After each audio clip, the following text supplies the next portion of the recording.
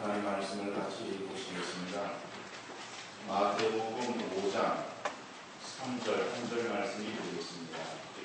신약 성경 마태복음 5장 3절 한 절입니다. 한 절 말씀 제가 읽어드리겠습니다. 심령이 가난한 자는 복이 있나니 천국이 그들의 것이며. 아멘. 오늘 본문의 말씀은 우리가 잘 알고 있는 말씀입니다. 마태복음 5장, 6장, 7장을 가리켜서 우리는 산상수훈이라고 그렇게 읽고 있습니다. 이유가 무엇인가 하면은 5장 1절에 보면은 예수께서 무리를 모시고 산에 올라가 앉으시니 제자들이 나오는지라 라고 말씀하고 있어요. 그래서 예수님께서 이제 무리를 모시고 산에 높은 곳에 오르셔서 그래서 위에서 아래에 모여있는 그 제자들과 무리들을 향해서 하시는 말씀. 그래서 2절에서는 입을 열어 가르쳐 이르시되, 그리고 이제 3절서부터 나오는 그 말씀이 12절까지의 말씀은 거기에 8가지의 복에 대해서 말씀하고 있습니다. 그래서 우리는 그 부분을 팔복이라고 말하고 있습니다. 8개의 복을 우리에게 말하고 있는데, 그러면 이 말씀이 누구를 향해서 하시는 말씀인가? 1절에 보면은 무리도 나오고 그 다음에 제자들도 나오고, 무리에게 행하신 말씀인가? 아니면 제자들에게 행하신 말씀인가? 우리 그런 어떤 의문을 제기할 수가 있을 것입니다. 그러나 그것은 아무 문제가 되지 않아요. 제자들이든지 무리들이든지 그들은 다 예수님께 나온 사람들 아닙니까? 그러니까 예수님을 따랐던 그런 사람들 중에서 무리와 제자로 구분하는데, 어떻게 그들은 다 예수님을 향해서 나온 사람들. 그렇기 때문에 오늘 이 말씀은, 오늘 그리스도 안에 있는 그러한 사람들은 누구나 이 말씀을 우리가 기억하고 그리고 또 실천하며 삶을 살릴 것입니다. 그래서 이 말씀은 바로 다른 사람이 아니라 오늘 저와 여러분 우리에게 주시는 하나님 말씀으로 우리가 받아들이고 또 그 말씀이 우리에게 무엇을 말하는지를 다시 한번 생각해보는 시간이 되어질 수 있기를 바랍니다. 우리 성경에서는 오늘 본문의 말씀을 심령이 가난한 자는 복이 있나니 라고 그렇게 되어져 있어요. 그런데 본문에 보면은 이 순서가 좀 바뀌어 있습니다. 바뀌어 있는 그러한 그 순서가 무엇인가 하면은 복이 있다, 심령이 가난한 자는 천국이 그들의 것이며, 이렇게 되어져 있습니다. 그러니까 복이 있다라고 하는 그 말씀이 앞에 이렇게 기록이 되어 있어요. 마카리오이라고 하는 그러한 이 헬라어 단어가 먼저 나오고, 그 다음에 심령이 가난한 자는 천국의 그들의 것이다. 그 다음에 물론 4절도 마찬가지입니다. 복이 있다, 애통하는 자는 그들의 위로를 받을 것이다 라고 이렇게 되어져 있는 어떤 순서상의 문제. 그러면은 어전에 복이 있다라고 하는 말씀이 심령이 가난한 자 뒤에 나오든지, 아니면 그 말씀이 먼저 강조해서 앞에 나오든지, 그것은 우리에게 있어서 그렇게 중요한 문제는 아니에요. 그러면은 오늘 본문이 우리에게 말씀하고 있는 복이 있다, 헬라어로 이 복이라고 하는 단어는 마카리오스라고 하는 단어이지만은 그것이 앞에 있어서 복이 있다라고 하는 그러한 그 의미로 쓰여지면서 이제 뒤에 이런 좀 종적인 그런 그 이야기, 어미 어떤 변화가 일어나는 거예요. 그래서 마카리오이라고 하는 그런 그 단어입니다. 그래서 여러분들 이 말이 우선 어떻게 쓰는가, 그 말이 어떤 말인가, 거기에 대해서는 크게 여러분들이 생각이 안 돼요. 여기 오늘 성경에 나오는 복이라고 하는 단어가 오늘 본문에 나오고 있어요. 3절에. 그러면은 오늘 본문이 말하고 있는 복이라고 하는 그러한 단어가 가지고 있는 의미는 어떤 의미인가 하는 것을 우리가 생각하면 됩니다. 우리가 일반적으로 복이라고 하는 것을 생각할 때에 우리가 얼마나 많은 것들을 누리고 있는가라고 하는 그러한 어떤 소유의 개념으로서의 복을 생각을 해요. 물질이 많은 것을 우리는 복이라고 그렇게 여기고 있습니다. 생명이 많은 것을 복이라고 여겨요. 그런데 생명이 많다라고 하는 표현을 쓰지 않죠? 생명이 길다라고 하는 표현을 쓰죠. 그래서 장수의 복 이렇게 말하는 거예요. 자녀가 많다, 또 어떤 부귀영화를 누린다 라고 하는 그러한 그 부분들을 우리는 복되다 이렇게 일반적으로 생각을 하고 있는 거예요. 그런데 그럼 우리의 가지고 있는 그런 그 생각이 성경에서 말하고 있는 복의 개념과 동일한가 하면 그것은 아니다라고 합니다. 우리 어떤 동양 그 사람들, 중국에서 나온 그런 그 사상이겠습니다만은 어떤 동양 사람들이 가지고 있는 그런 어떤 복의 개념, 이런 그 개념이 성경적인 그러한 그 복의 개념과 이거는 분명한 차이가 있어요. 그러면 성경에서 오늘 특별히 이 마카리오스라고 하는 그러한 그 단어를 쓰고 있는 그 단어의 그러한 그 이 의미가 무엇인가? 그 복에 대한 의미가 무엇인가? 자, 이것은 모든 환경을 초월해서 주어지는 내적인 기쁨을 의미하고 있습니다. 모든 환경을 초월해서 주어지는 내적인 기쁨이에요. 우리는 어떠한 환경을 중요시 여기는 거예요. 조건을 중요시 여기는 거예요. 그래서 외부적인 그러한 어떠한 상황들, 그렇죠? 거기에 어떠한 조건이 주어지고 어떠한 지금 형편이 되어지고 라는 그것으로 인해서 우리가 얻어지는 그러한 기쁨과 즐거움, 이것을 우리는 복으로 생각했는데 오늘 본문이 우리에게 말하고 있는 복이라고 하는 그런 그 개념은 어떤 외적인 그런 그 환경 이것이 아니라 내적인 그런 기쁨입니다. 우리의 어떤 처지와 상관없이 항상 기쁘고 감사할 수 있는 영혼 깊은 곳으로부터 찾아오는 행복감, 이것을 마카리오스 복이라고 그렇게 말씀하고 있는 것입니다. 그래 하박국서에 보면 이 마카리오스 복에 대한 그런 어떤 전형적인 하나의 어떤 그 예를 우리가 들 수 있는데 하박국 3장 17절로 18절 말씀입니다.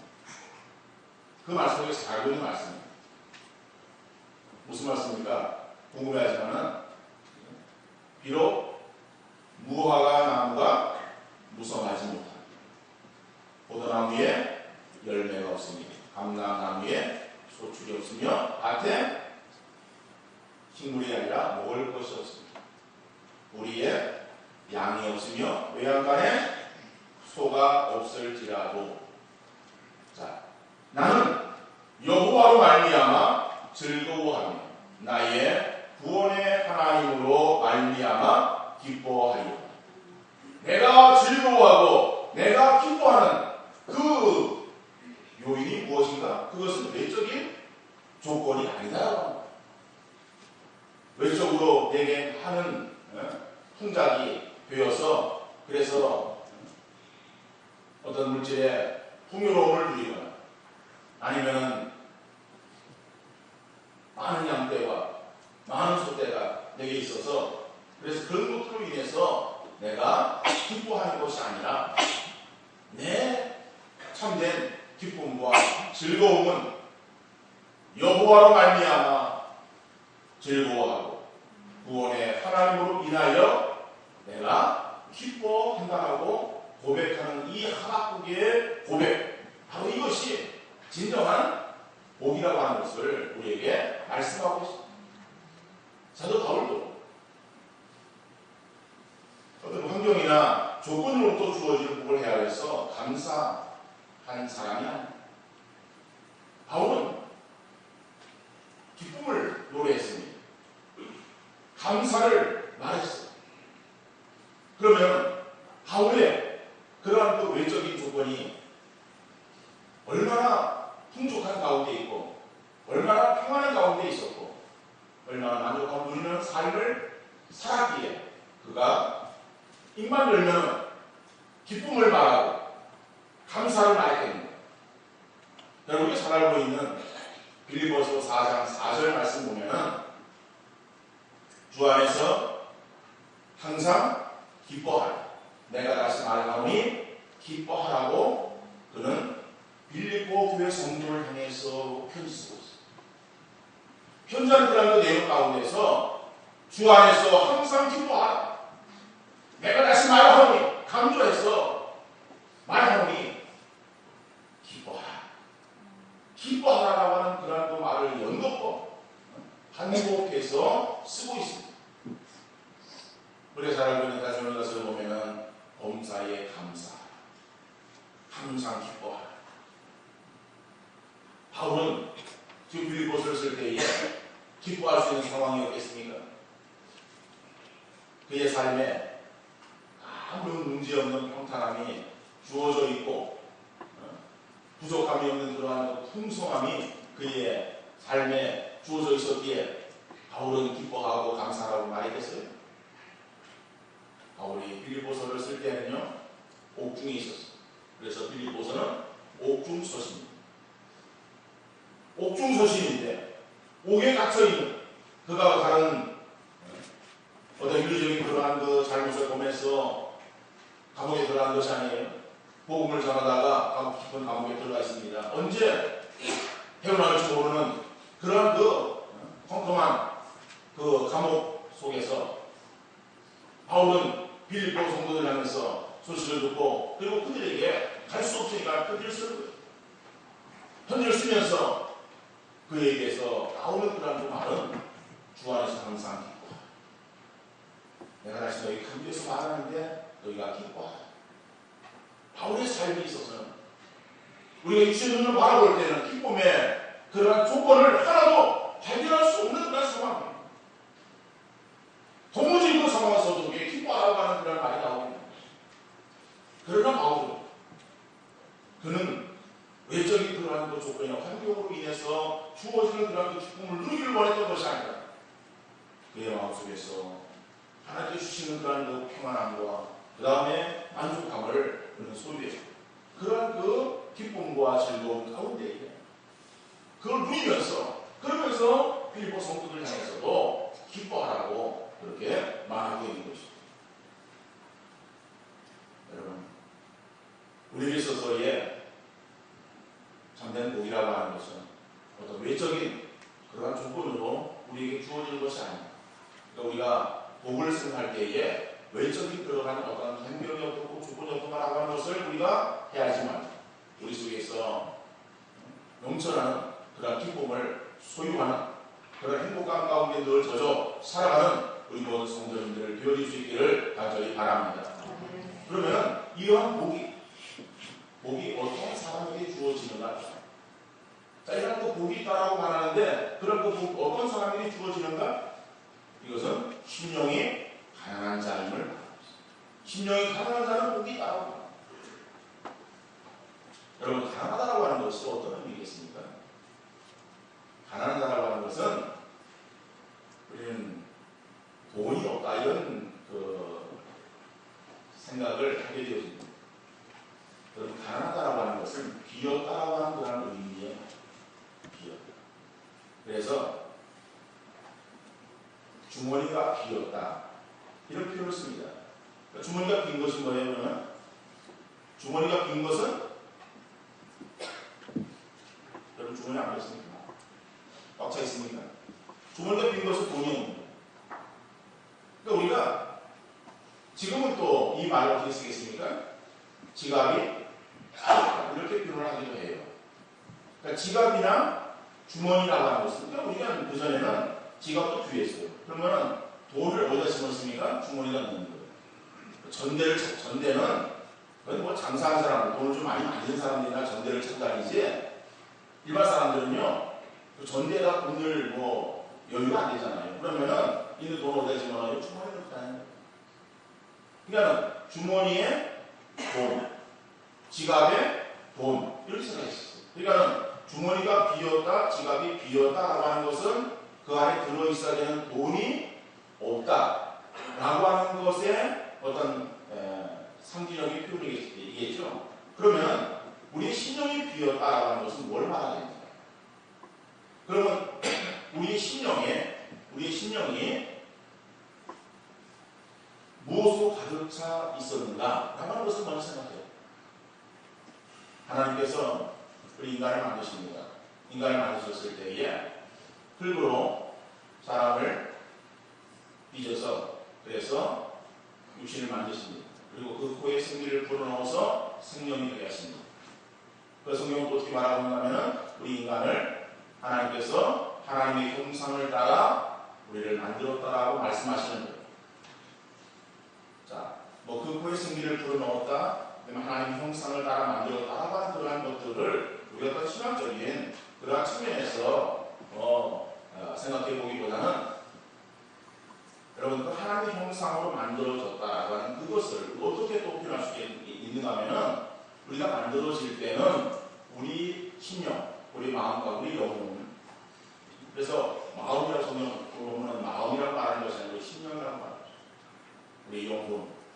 우리 영혼이 무엇으로 가득 채워져 있었는가 하면은 하나님으로 가득 채워져 있었어.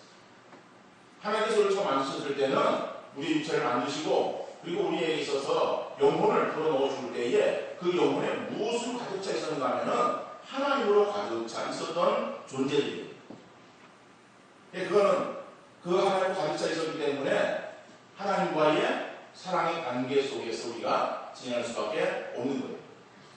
그러니까 그 영혼은, 그 심령은 늘 하나님만을 바라보고 하나님만을 사랑하고 하나님과의 관계에만 이제 존재하며 우리가 있었다. 그런데 사람이 있어서 범죄합니다. 그 범죄가 사단의 하와를 이제 미혹하는 걸로 나타나는 거예요. 그 미혹하는데 그 죄를 짓게 하는 것이 무엇입니까? 동선 중앙에 있는 나무의 실과를 다 먹으라고 합니다. 그러니까 하와가 그거 다 먹을 수 없어. 나보면 안 돼. 라고 말하는 거죠. 그러니까 하나님께서는 다른 거 다 네가 따먹어도 동산 중앙에 저 선악을 알게 하는 그 나무의 실과가 있는데 그 열매는 네가 먹지 마라. 라고 말씀하셨던 거예요. 그러니까 하나님으로 가득 차 있었던 그러한 그 하와, 하나님의 그러한 그 명령에 절대로 순종했던 거예요. 그런데 사단이 와서 하와에게 있어서 미혹합니다. 근데 그 미혹이 넘어가는 거예요. 넘어가는데 사단이 말을 듣고 그리고 선악과 열매를 바라보니까는 어떤 마음이 들었는가 하면 그 선악과 열매가 모함직도 하고 먹음직스럽게 보여집니다. 그러니까 모함직도 하고 정말 저거 따로 속겠다라고 하는 마음이 들었다라고 하는 것은 무엇인가 하면 마음속에 욕심이 들어오게 되어집니다. 왜 욕심이 들어왔는가? 사단이 하와에게 있어서 야, 너 저거 보면은 너도 하나님과 같이 되리라 라고 얘기합니다. 그러니까 내가 저거 보면 하나님같이 돼? 하나님같이 되어지면은 나만 그런 어떠한 생각이 들어 욕망에 치우치게 됩니다. 그러니까 그런 거 가서 보니까는 생각이 바뀌어지고 보는 눈이 바뀌어지고 그리고 까먹어서는 안 될 그 선을 그렇게 넘어가서 그거를 까먹게 되죠. 죄를 범하게 되는 거죠. 여러분, 그래서 범죄한 우리 심령들을 보면요, 우리 심령의 마음속에 무엇으로 가득 차 있습니까? 세상에 욕심으로 가득 차 있습니다. 그러니까 하나님 우리를 만드셨을 때는 우리가 하나님으로 가득 채워진 그런 심령으로 우리를 만드셨는데 우리가 죄를 범하게 되었다라고 하는 것은 결국에는 무엇을 말하는가 하면 결과적으로 보니까는 우리 심령 가운데의 죄가 가득 채워지게 되었다. 그래서 야고보서 1장 14절 15절 말씀 보니까는 오직 각 사람이 시험을 하는 것은 자기 욕심에 끌려 미혹됨이니 욕심이 잉태한즉 죄를 낳고 죄가 장성한즉 사망을 낳습니다. 여기에서 각 사람이 시험하는 것은 이 시험이라고 하는 것은 하나님께서 우리에게 주시는 테스트가 아닙니다. 사단이 우리에게 주는 유혹, 템테이션을 말합니다. 그러니까 그 유혹 가운데 빠지게 해서 죄를 범하는 것은 이라고 하는 말이에요. 그런 것은 자기 욕심에 끌려 미혹됩니다. 그러니까 사단이 하와를 미혹했어. 그래서 죄를 범하게 하는 것은 욕심에 이끌려 결국에는 시험을 받은 것이다. 그래서 죄를 짓게 되어진 것이다라고 하는 것이죠. 그런데 그 욕심이 잉태한 즉 결국에는 죄를 하고 죄가 장성한 즉 사망에 이르게 되어진다라고 말씀하고 있습니다. 그래서 우리 인간의 죄, 마음속에 가득한 그런 죄악들은요 다 무엇의 결과이겠습니까? 욕심입니다. 세상의 욕심, 그 욕망에 우리가 사로잡힙니다. 사람들은요 마음속에 가지고 있는 욕망, 그것을 채우려고 각가지 죄를 짓게 되어집니다. 거짓말을 하게 되어지고 속이고 미워하고 사기까지 서슴찮게 되어진 것을 보게 되어집니다. 욕망은 다른 욕망을 낳게 되어집니다. 결국 사람은 욕심에 빠져서 헤어나지 못하게 되어집니다. 그 욕심에 이끌리는 그날의 삶은 어떤 삶인가? 마치 여름밤에 평온한 그런 모닥불, 그 모닥불에 보면은 가까이 벌레들이 다 거기에 타 죽는다. 근데 왜 타 죽는가? 그거는 그 불빛의 휘황찬란함에 이 각종 벌레들이 거기에 몰려드는 거예요. 그 아름다움에 빠져 그 아름다움에 취해보려고 하다가 아름다움 취하는 것이 아니라 어떻게 돼요? 결국에는 불에 타 죽게 되는 것입니다. 이것이 사람의 욕심에 이끌려 살아가는 사람들의 결과를 말하고 있습니다. 우리는 구원받은 성도가 되었다라고 하는 것은 잃어버린 하나님의 형상을 다시 회복해야 되는 존재가 되었다라고 하는 것을 말씀하고 있습니다. 그러면 그 잃어버린 하나님의 형상이 무엇이냐? 물론 에베소서의 말씀 보면 의와 거룩함으로 지으심을 받은 새 사람을 이루라고 말씀하고 있습니다. 의와 거룩이라고 말씀하고 있지만은 이것을 좀 오늘 본문의 말씀과 비교해서 설명되면은 우리에게 잃어버린 하나님에 대한 마음으로 다시 우리의 심령이 채워져야 된다는 거죠. 세상의 욕심 가득 차 있던 우리의 심령들, 그 욕심은 결국에 죄를 낳게 되어지고 죄로 인해서 우리가 영원 파멸에 이르게 되어지는데 우리를 하여금 구원하신 하나님의 은혜를 받은 자로서 우리가 어떠한 자가 되냐, 우리 심령 가운데에 이제 세상 욕심을 내어놓고 하나님으로 채워지는 그런 우리 심령들이 되어야 한다고 합니다. 그러니까 하나님으로 채워지는 심령이 되어지기 위해서는 어떻게 됩니까? 우리 속에 있는 세상의 욕심을 내어놓아야 합니다. 그걸 버려야 돼요. 버리지 않고서는 하나님 우리가 취할 수 없는 것입니다. 우리 주부들이 집에서 이제 집안일을 하면서 설거지를 합니다. 설거지를 하면은 그릇을 이제 다 하시잖아요. 그릇을 이렇게 다 하시다 보면은 그러면 옆에 싱크대에 개수에 물이 막 그냥 물만 묻어있고 막 있어요. 그 나중에 정리를 할 때에 그것을 다 이렇게 깨끗하게 닦아내는 거죠. 닦아내는 어떤 경우에 있어서는 이 물이 잘 안 닦여지는 그 경우가 있어요. 어떤 경우가 하면은 행주로 열심히 닦긴 닦는데 물기가 그대로 남아있어요. 왜 그런가 하면은 그 행주에 물이 가득하게 됩니다. 물이 가득한 행주로 옆에 개수에 아무리 닦아도요 물기가 없어지지 않아요. 그래서 어떻게 되겠습니까? 행주를 꼭 짜는 거예요.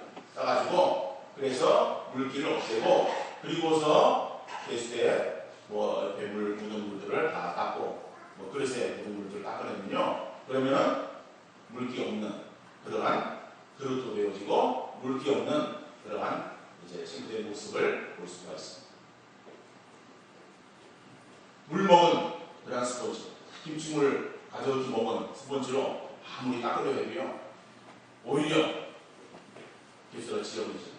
그러나 꼭 짜고 그리고 닦으려면요 부정물도 닦이고 맑은 물도 닦이고 간장물도 닦이고 여러분 물이 가득 차있는 스펀지 꼭 불러서 물을 짜내듯이 우리의 심령 가운데 세상의 욕심을 우리가 내어버리면 그러면 우리 가운데에 하나님을 더욱더 사모하는 그런 우리 심령으로 바뀌어 주시고 하나님을 향해서 발급해하는 그런 우리의 심령이 되어질 줄로 믿습니다. 그래서 이 심령이 가난하다라고 하는 것은 우리가 하나님이 필요하다라고 인식한다라고 하는 그런 의미를 우리가 생각해 볼 수 있습니다. 그래서 영어 여권 가운데서 이렇게 해석되어 있는 그러한 여권도 있어요. 하나님이 필요하다는 사실을 아는 자는 복이. 심령이 가난한 자는 어떤 자이냐? 심령이 가난한 자는 하나님이 필요하다는 사실을 아는 자, 이게 심령이 가난하다 라고 이렇게 영어로 번역해놨어요. 굉장히 아주 우리가 이해하기 쉬운 그러한 번역이라고 말할 수 있습니다. 우리의 심령이 정말 하나님 내게 필요하고 하나님의 도우심이 내게 결정적으로 있어야 됩니다 라고 고백하는 그러한 사람은 복이 있다 라고 하는 것이죠.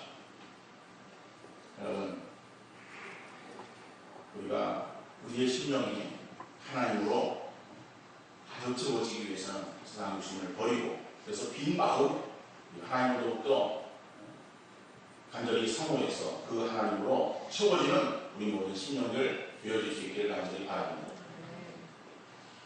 이사야서 61장 1절 2절 말씀 보면은 여호와의 은혜의 해와 우리 하나님의 보복의 날을 전파하여 모든 슬픈 자를 위로하되 라고 말씀이 있습니다. 물론 이 이사야서 61장 이 말씀은 메시아에 대한 예언의 말씀입니다. 오실 메시아, 그 메시아를 우리가 기다려야 되는데 그 기다림이 어떠한 것으로 표현되어지고 있는가 하면은 여호와의 은혜의 해와 우리 하나님의 보복의 날이라고 하는 표현을 쓰고 있습니다. 그래서 은혜의 해, 보복의 날이라고 하는 것은 무엇을 말한다 하면은 이것은 희년을 말하죠. 희년이 무엇인가 하면요, 이스라엘은 이제 6년 동안 일하고 7년째는 쉬는 거예요. 그래서 7년째를 안식년이라고 말합니다. 농사를 지을 때도 6년 동안 일을 하고 그리고 7년째가 되어지면 그 밭을 묵히는 거예요. 그리고 그 다음에 되었을 다시 그 밭을 또 경작하는 거예요. 그래서 그들의 그 원리는 6년이라고 7년을 쉬는 거예요. 7년이 안식년이에요. 그런데 그 7년이 7번을 지나요. 완전한 수리 7번을 지나게 됩니다. 지나고 난 그 다음에 50년이 되어지는 해를 말합니다. 이게 어떤 해냐면 희년이에요. 그러니까 희년이라고 하면요, 희년에는 모든 것들이 다 큰 이제 해방이 이루어지는 거예요. 그러니까 7년은 작은 것에 대한 어떠한 해방이라고 한다면 50년째가 되어지면 큰 것을 말합니다. 그래서 이스라엘 백성들이 노예로 이제 처하게 됩니다. 노예가 되어지는 것은 전쟁의 어떤 포로가 되어도 노예가 되지만은 그 안에서도 노예가 되어집니다. 노예가 되어지는 것은 어떠한 빚을 졌어요. 빚을 지면은 그러면은 그 빚을 못 갚으니까는 그 사람 아니면 그 집에 식구들을 노예로 끌고 갑니다. 그래가지고 자기 집에서 일을 시키는 거예요. 그렇게 되어지는 노예들도 많았어요. 또 이 빚이 있어요. 빚을 갚아야 되는데 빚을 갚지 못하니까 대신해서 땅을 대신 처분해야 됩니다. 땅을 빼앗기는 거죠. 그러니까 내가 지금 빚으로 인해서 노예로 지금 가서 끌려가서 다른 집에 가서 이제 일을 해야 되는 그러한 상황에 처해 있거나 아니면은 그 땅을 내가 빚을 졌기 때문에 빼앗기는 그러한 경우들. 그러면은 내가 지금 노예로 가 있는 것은 요즘 말로 다른 집에 가가지고 다른 집에 어떤 그런 가사 일을 돕는 가사 도우미 같은 그러한 경우가 아니에요.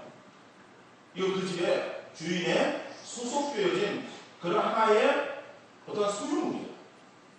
거기에는 인격도 없고 그리고 자유도 없고 주인이 시키는 대로 할 수밖에 없는 그런 주인의 소유물이 되어지는 그 경우가 종입니다. 그런데 이 사람은 거기에서 헤어나올 길이 없어. 돈을 갚아야 되는데 그 자기가 어떤 그 빚진 것을 갚을 능력이 없어요. 또 땅을 빼앗겼어요. 그 땅 사줘야 되는데 여러분 농사 짓는 사람이 땅을 빼앗겨놔서 땅 없이 농사를 어떻게 짓겠어요? 땅을 빼앗겨나면 그 사람은 하루하루 날품을 팔아가지고 그리고 끼니를 연명해야 되는 그러한 지경에 처할 수밖에 없는 것 아니겠습니까?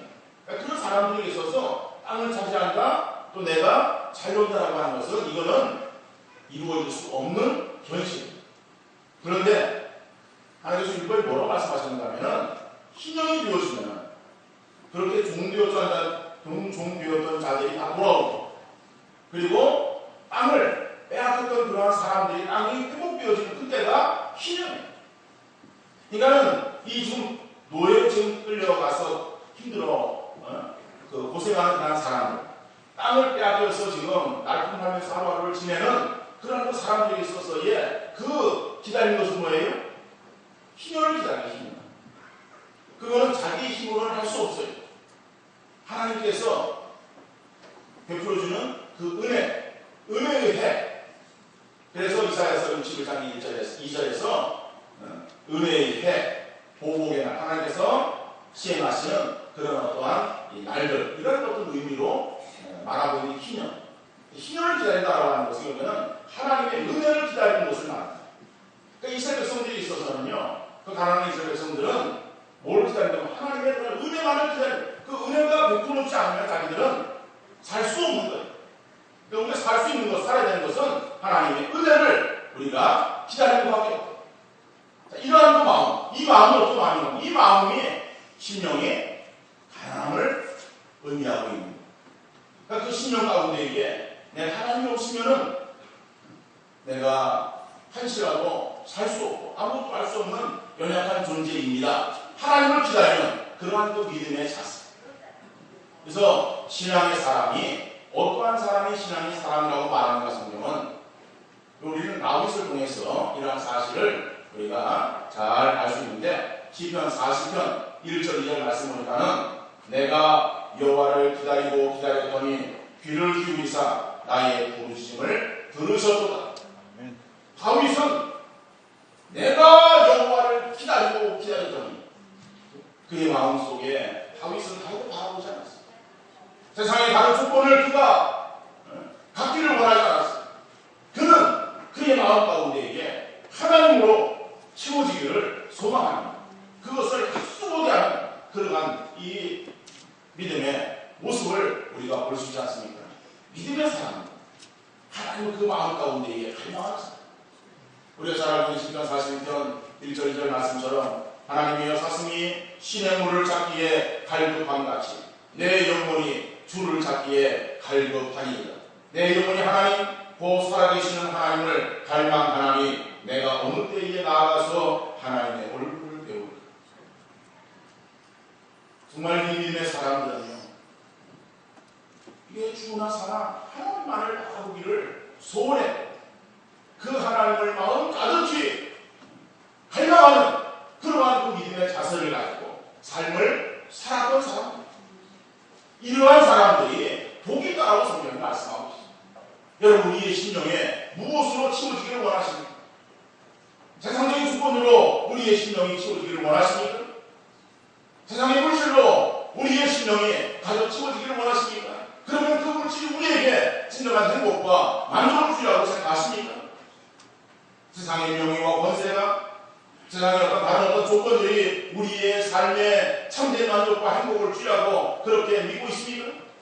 여러분, 세상적인 것들은 우리에게 만족을 주는 것이 아니라 진정 하나님만이 내게 있어서의 참된 만족이 되시고 하나님만이 내게 있어서의 참된 행복을 가져다 주는 믿음을 우리가 확신하시고 우리의 심령이 장욕심을 다 내려놓고 하나님만을 갈망하고 하나님만을 사모하는 우리 모든 성도들 되어줄 수 있기를 간절히 바랍니다. 네. 그러면은 하나님을 갈망하는 사람들에게 주시는 복, 어떤 복이냐? 천국이 그들의 것입니다. 천국이 그들의 것이라고 말합니다. 천국이 누구예요? 하나님을 갈망하는 그러한 사람들의 것이라고 말합니다. 그럼 천국이라고 하는 것이 무엇이냐? 여러분, 천국은 우리가 죽어서 가는 곳은 아니야. 천국이라고 하는 것은요, 통치적인 개념이에요. 다시 말하면 천국이 어떤 천국이냐? 하나님의 통치가 임하는 곳이 천국이다. 하나님의 통치가 우리의 심령 가운데 임하면 우리의 심령은 천국이 되어지는 것이겠죠? 그래서 우리는 심령 천국이라고 말할 수 있는 거예요.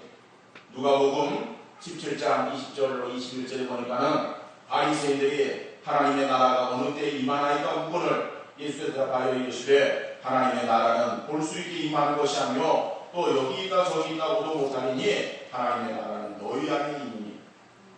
하나님의 나라는 너희 안에 있는 하나님의 통치가 우리 속에 임하게 되어질 때 우리는 천국의 삶을 살아갈 수 있는 것입니다. 그 하나님께서 우리에게 베풀어주는 그런 은혜 가운데 우리가 참된 안도를 누릴 수 있음을 말씀하고 있습니다. 여러분, 주님을 간절히 사모하는 그러한 심령에 하나님 함께하시 그곳에 하나님의 통치가 이루어지면 부족함이 없는 그러한 삶이 이루어지는 줄 믿으시기를 바랍니다. 주님의 통치가 그 심령에 임하는 사람들은요, 고린도후서 6장 10절 말씀처럼 근심하는 자 같으나 항상 기뻐하고 가난한 자 같으나 많은 사람을 부유하게 하고 아무것도 없는 자 같으나 모든 것을 가진 자로서 삶을 살아갈 수가 있게 되어지는 줄 믿습니다. 우리에게 물질이 없어서 베풀지 못하고 나누지 못하는 것이 아닙니다. 욕심으로 채워진 우리의 마음 때문에 우리가 움켜쥐려고 하는 겁니다. 천국을 소유한 자는 다른 사람을 돌아보는 마음으로 오히려 몸과 마음으로 도와주고 물질로 나누고 베풀며 살아가기를 힘쓰는 그러한 심령이 되어지는 줄 믿습니다. 마음에 가득한 세상 욕심을 내려놓고 하나님 한 분만으로 만족한 삶을 살기를 원하며 하나님이 주시는 자족하는 마음으로 이웃을 사랑하며 베풀며 풍성히 나누며 살아갈 수 있는 우리 모든 성도들 되시기를 주님 이름으로 축원합니다. 기도하시겠습니다. 거룩하시고 사랑이 풍성하신 하나님 아버지, 오늘도 저희들에게 귀한 주일 예배할 수 있도록 은총을 풀어주시며 우리가 하나님으로 만족하는 삶을 살아야 되는데 죄로 인해서 하나님께서 우리의 심령 가운데에 세상의 욕망이 우리의 심령에 찾아오게 되었고 그 세상의 욕망이 우리의 심령 전부를 차지함으로 인해서 하나님이 우리에게 들어와 거하실 공간을 정하지 못함으로 우리는 늘 허덕임 가운데에 늘 부족한 가운데의 삶을 살아왔음을 깨닫고 이 시간 심령이 가난한 자 복이 있음을 말씀하시기에 이 말씀을 우리의 심령 속에 다시 한번 채우며 우리가 그간 소중하게 생각했던 어떤 세상의 욕망들에 대해서 배설물처럼 과감하게 내어던지는 우리 모두가 되게 주옵소서. 그리고 빈 마음에 하나님을 더욱더 채워지는 그러한 갈급한 심령도 허락해 주옵시고 하나님으로 풍성히 채워주므로 그 하나님께서 우리에게 주시는 그런 놀라운 삶으로 우리가 승리하는 우리 모든 성도들을 되어줄수록 은총 베풀어 주옵소서. 일상 속에서 하나님을 기쁘시게 하는 우리 모든 성도들을 되게 하시고 믿음으로 전진하는 복된 역사 있게 하시옵소서.